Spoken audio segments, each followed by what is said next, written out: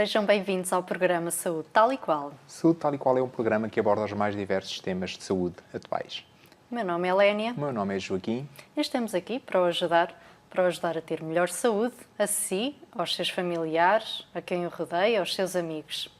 No fundo, aquilo que nós pretendemos é que você descubra, afinal de contas, qual é que é a sua responsabilidade. Qual é que é a sua cota parte, por assim dizer, de responsabilidade em ter saúde, em preservar a saúde que tem, e quem diz de saúde, diz dos seus familiares ou de quem lhe é querido. E hoje trouxemos um tema bem particular, qualidade de água e saúde, que realmente está agora no domínio público. Exatamente. Agora com a época balnear a aproximar-se por ali fora, e para nos ajudar neste tema, contamos com o Dr. Diogo. Desde já agradecemos, em nome da Angelus TV e em nome do programa Saúde Tal e Qual, a sua disponibilidade em estar connosco.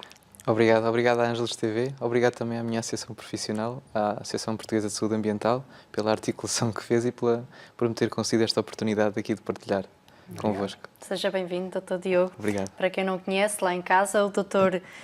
Diogo Sousa Gomes é membro dos órgãos sociais da Associação Portuguesa de Saúde Ambiental, a APSAI. É técnico de saúde ambiental desde 2002, a exercer em saúde pública nos serviços públicos de saúde no Alentejo. Tem uma pós-graduação em sistemas de gestão de segurança e saúde no trabalho e segurança alimentar. Indo diretamente ao nosso tema, em termos da água, porquê é que vigiamos a água, afinal? Pronto, a água, o nosso corpo é constituído por uma grande parte da água, não é? Sim. E temos todos os dias que a beber. Aliás, a roda dos alimentos já reconhece o papel central da água e coloca-a exatamente no centro. A água é diferente de sítio para sítio, do ponto de vista até nutricional, porque é mineralizada, umas têm mais magnésio, outras têm mais sódio, outras, portanto, do ponto de vista químico, ela diverge de sítio para sítio, mas também diverge em termos microbiológicos. Portanto, a água não é completamente inócua, ela tem sempre alguns micro-organismos, e claro que alguns podem ser patogénicos, podem transmitir doença ao homem, daí a importância de termos que vigiar. Aliás, os próprios parâmetros químicos, podemos estar a falar de metais pesados, o arsénio, o chumbo, o mercúrio, até a radioatividade pode estar na água que se consome, e portanto temos que vigiar exatamente todos esses parâmetros para termos a certeza que as pessoas, quer seja no consumo direto, quer seja em banhos, estejam expostas a esses riscos. Então, e em Portugal, quais são as águas que são vigiadas em Portugal? Portanto, as águas de consumo humano que chegam às torneiras das nossas casas são vigiadas. Também são vigiadas normalmente as águas balneares, nem sempre pela saúde diretamente, mas indiretamente também. As águas de consumo, portanto, os serviços de saúde pública fazem colheitas sistemáticas, periódicas, analisam esses parâmetros, pedem também os resultados às entidades que distribuem essas águas, podem ser câmaras municipais, podem ser as águas públicas, as águas de Portugal, no meu caso, que trabalho no Alentejo, as águas públicas do Alentejo. Portanto, além de fazermos as nossas próprias colheitas, pedimos os resultados das colheitas feitas pelas entidades que distribuem. Portanto, as nossas colheitas enquadram-se num programa de vigilância e as colheitas dos serviços que estes distribuem água num programa de controlo. Portanto, há aqui a diferença de vigilância para controlo. E pronto, isto no caso das águas de consumo humano.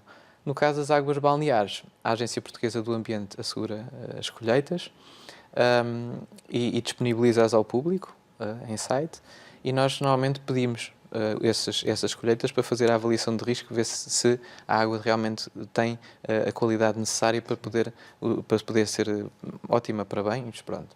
Isso também acaba por influenciar depois até no próprio galardão de muitas das praias da bandeira azul.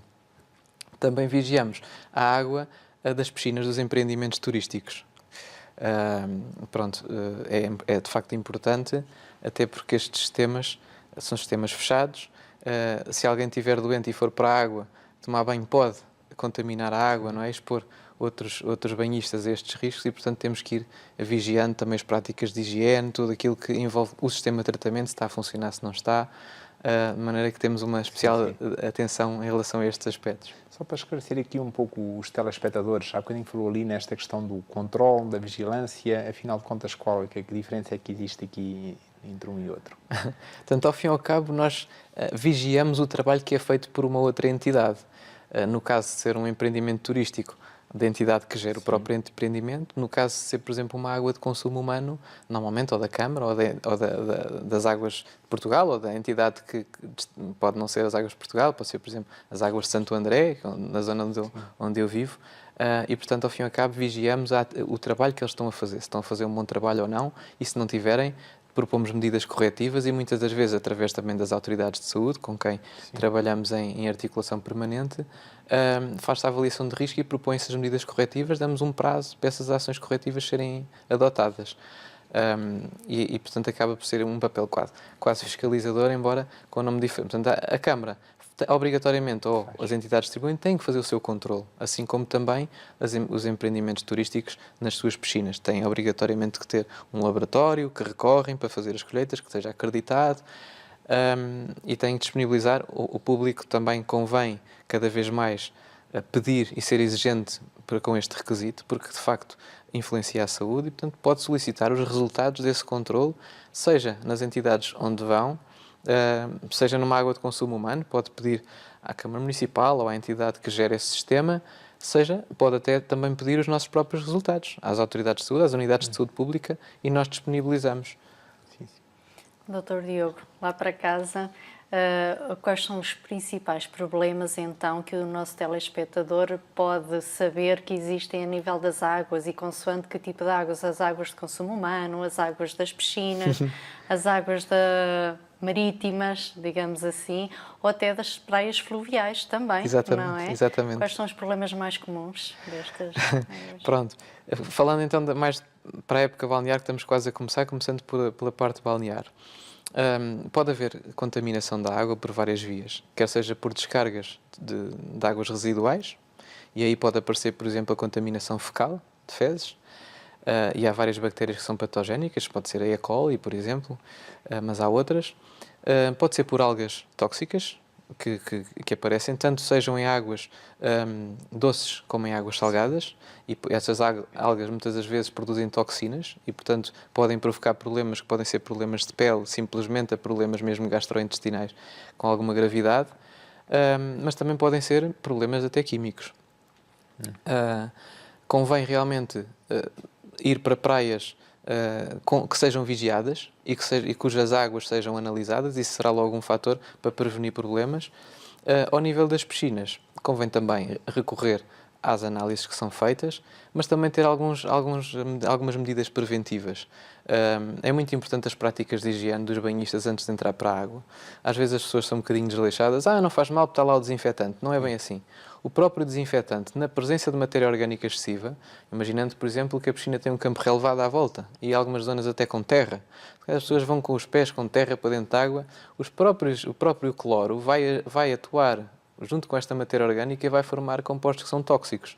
De maneira que é muito importante a higienização adequada antes de entrar para a piscina.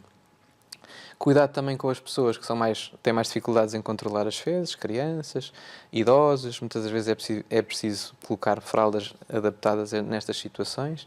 Em piscinas municipais, muito importante.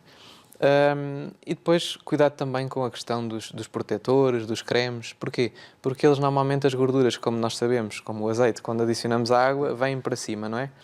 Na camada, e ficam na camada superficial da água e conferem uma grande proteção a micro-organismos patogénicos, a bactérias, que se refugiam nessas gorduras que vão flutuando, e que depois o cloro não consegue atuar. De maneira que é importante não irmos com essa carga de gordura para dentro da água, porque vamos dificultar o tratamento daquela água e vamos favorecer realmente as contaminações. Eu realmente estava aqui a ouvi-lo e realmente isto de manter uma qualidade de água, isto realmente requer grande responsabilidade. Requer. Não é fácil. Não é fácil gerir e manter os padrões de qualidade bons para estas práticas. Ao nível da água de consumo humano, também existem algumas preocupações que são muito importantes. Nós, em termos da saúde ambiental, gostamos de atuar no início da linha, não no fim de linha. Portanto, não na cura das doenças, mas de facto a prevenir que elas ocorram e a promover a saúde das pessoas. E quando falamos em água de consumo humano, nós devemos olhar logo, primeiro, onde é que vão ser feitas as captações de água. Portanto, onde é que vão ser feitos os furos, se nós, neste caso, se quisermos abastecer-nos com furos, porque também podemos ser abastecidos por águas superficiais. Aliás, Lisboa, a barragem de Castelo de Bode, por exemplo. Mas, se estivermos a falar de uma captação particular, profunda, um furo, é muito importante a escolha da localização. Tem que ser uma localização longe de fatores contaminantes e podem ser contaminantes agrícolas, podem ser contaminantes pecuários, podemos estar perto de fossas céticas. Portanto, o afastamento de todas estas zonas poluentes, ou que já tenham sido até, no passado, zonas contaminadas, por vezes a contaminação permanece no solo durante muitos anos. A profundidade do furo também é importante. Quanto mais profundo, mais protegido estará de contaminações. Criar uma zona de facto de proteção à volta, porque mesmo que nós escolhamos muito bem a localização do furo, não quer dizer que não venha um pastor com o gado e que o gado comece a pastar à volta da nossa captação. Portanto, é muito importante criar zonas de proteção à captação, criar forma de evitar o lixiviamento, portanto, o arrastamento de detritos através da chuva, por exemplo. Ainda por cima, agora, nesta altura, nós sabemos da desgraça que foram os fogos e, portanto, sem aquele coberto vegetal, sem as árvores, sem os arbustos, uma chuva transporta aquela terra toda de enxurrada e, muitas das vezes, acaba por entrar nas captações de água e, portanto, contamina a água. É muito importante criar forma de obstruir esta infiltração de águas contaminadas. E depois de todos estes cuidados no terreno, temos também que assegurar que o sistema de distribuição da água é um sistema bem constituído, que não é com tubagem desaconselhada, com chumbo, que não é um sistema de distribuição degradado, com frequentes fugas e fissuras e pronto, no próprio sistema. Portanto, que ele está bem protegido e que temos o tratamento adequado, consoante as características da própria água, porque a água quimicamente contaminada precisa de um determinado tipo de tratamento. A água que pode estar mais sujeita a contaminações microbiológicas será outro tipo de tratamento. Mas depois é preciso também arranjar realmente aqui um tratamento adequado às características da água. Eu estava-me a lembrar, era da prática agrícola e pecuária em Portugal e o uso de fertilizantes, o uso de pesticidas, Exatamente. o uso de herbicidas. Se calhar de uma maneira muito concreta, como técnico de saúde ambiental, que pequenos conselhos é que poderá dar ao nosso telespectador que está lá em casa sobre uma boa prática para não haver então contaminação a nível da água? Bom, é importante realmente as captações estarem afastadas deste tipo portanto, das hortas, da produção de gado, é importante elas estarem afastadas, criar a tal perímetro de proteção. E depois a aplicação deste tipo de produtos deve ser muito criteriosa, muito criteriosa. Eventualmente arranjar outras técnicas para prevenir as doenças vegetais, porque existem muitas soluções que não passam pela utilização de químicos, privilegiar sempre que possível essas. Nós, na saúde, a forma que temos de rapidamente perceber se é uma água vulnerável a este tipo de contaminação ou não é fazer análise a um parâmetro que é relativamente barato, que são os nitratos. Os nitratos, portanto, têm a ver com o azoto, é perceber se entrou azoto ou não na água. Porque se entrou azoto, que vem através dos fertilizantes, podem ter lá situações ainda mais graves que têm a ver com os pesticidas. E normalmente é um indicador, se tivermos níveis de nitratos muito elevados, então vamos depois fazer uma pesquisa mais aprofundada, muito mais cara, para ver se temos ou não pesticidas. Obviamente que uma água que tem este tipo de contaminação é uma água muito difícil de tratar e normalmente passa muito por escolher outro tipo de captação, outro tipo de água. Imaginando, por exemplo, que estamos a falar num sistema público. Provavelmente tem que ser abandonado. E tem que ser feita uma pesquisa numa outra zona que não esteja este tipo de contaminação, porque é muito difícil retirar estas contaminações da água, são sistemas muito caros, portanto passa normalmente por substituir esse tipo de sistema. Ou, por exemplo, podíamos estar a falar de radioatividade, também é complicado. Eu estou-me a lembrar, Dr. Diogo, é das pessoas que têm os seus poços, as pessoas que têm as suas represas, quem pratica a agricultura, uma agricultura até de subsistência, não é? Mais característica da portuguesa, quem tem os seus pequenos furos, até que ponto é que não é aconselhada então essa análise que afinal é tão barata a nível de nitratos? E se esta água tem nitratos, atenção, porque muitas vezes essas pessoas até usam essa água para consumo humano. Exatamente, portanto essa água, se usam água para consumo humano elas têm que realmente estar muito protegidas. É muito comum os poços estarem abertos, completamente vulneráveis, não servem apenas ou não estão só vulneráveis à contaminação pelos pesticidas, inclusivamente os próprios mosquitos usam aquelas águas paradas para se desenvolverem, portanto são muitas das vezes grandes criadores de mosquitos. E há uma legislação até que obriga a que os poços sejam tapados, mas não se cumpre. No nosso país, de uma forma geral, não se cumpre muito este requisito. Há muitos poços abertos. Até expõem a outro tipo de risco, como, por exemplo, crianças que, eventualmente, caem dentro dos próprios poços, que é outro risco gravíssimo. Mas as pessoas devem, realmente, se consomem aquela água, têm que a mandar analisar para saber, pelo menos, lá está, um check-up assim barato, alguns parâmetros, convém mesmo fazer. Mas de imediato proteger essa captação. Agora, depois desse check-up, pode-se perceber se tem potencial para ser bebida ou não. Sim. E se não tiver, é melhor mesmo não se expor a esses riscos. Mas sim, é importante quem queira beber daquela água saber o que é que está ali, não é? É muito importante. E como o tempo vai avançando, eu estava aqui e não queria deixar de perder esta oportunidade, uma vez que está aqui, a nível da construção, nesta questão das águas, mais em termos assim, ok, ela é captada por ali fora, mas depois terá que chegar a casa até chegar à torneira. Há aqui alguns aspectos que convinham ter em conta ou não em termos construtivos? Há alguns aspectos. Por um lado, os próprios materiais são utilizados em todo o processo. Já tem acontecido nós termos algumas contaminações das águas à saída da torneira, por exemplo, com zinco, que tem a ver com o material usado na própria torneira. Canalizações antigas, por exemplo, muito antigas, imaginando águas que quando nós vamos de férias e voltamos e que depois sai água toda castanha. Quer dizer que provavelmente as tubagens já estão todas oxidadas, há muita ferrugem, e se está a sair, portanto, ferro para a água, pode estar a sair outros materiais dentro das próprias tubagens, como seja o chumbo, não é? E, portanto, há que ter também esta noção do tipo de água que estamos a consumir. Mas também, por exemplo, a questão da legionela. O que acontece? Não deve haver zonas mortas com águas estagnadas dentro do sistema de distribuição. Nós, por exemplo, ou então temos de ter um plano de manutenção muito grande para irmos manter essas zonas, imaginando, por exemplo, um empreendimento turístico. Haverá certamente vários quartos que se calhar permanecem por utilizar durante muito tempo. E temos exatamente ali uma zona de troço da água que está a água estagnada. E depois, de repente, vem um turista ou vai para aquele quarto, vai começar por tirar aquela água que está estagnada há imenso tempo. Uma das boas práticas até é tentar renovar um pouco aquela água. Não através do chuveiro, porque o chuveiro expõe à respiração daquelas gotículas que hoje em dia o povo português muito sabe que traz esse problema respiratório e é assim que a legionela aparece, mas através da torneira, por exemplo, do lavatório, e fazer essa renovação. Portanto, há realmente aqui alguns critérios em termos de construção que é importante serem salvaguardados em fase logo de projeto para que não sejam eles próprios motivo de contaminação da água. E aqui uma outra questão era só, e aqui para terminarmos, em relação a qual é que é a principal diferença, por assim dizer, entre a água da torneira e a água engarrafada, por assim dizer? A principal diferença.